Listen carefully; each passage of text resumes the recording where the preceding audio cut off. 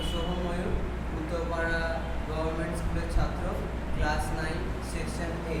আমাদের স্কুলে health care subject আছে এবং সেই সাবজেক্টে আমি এখানে একটা পেশেন্ট কেবিন বানিয়েছি।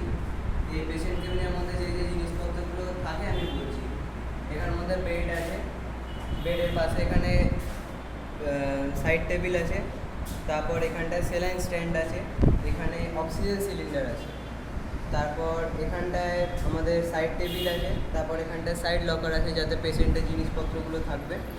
এখানটায় ফার্স্ট এড বক্স আছে, এখানটায় ফাইল আছে যাতে পেশেন্টের জিনিসপত্র লেখা হবে। তারপর এখানটায় এলে আমাদের ওয়েট মেশিন আছে যেখানে পেশেন্টের ওয়েট মাপা হবে, আর এখানটায় হাইট মিটার আছে। তারপর এখানটায় বেসিন আছে, আর এখানটায় বেড প্যান আছে।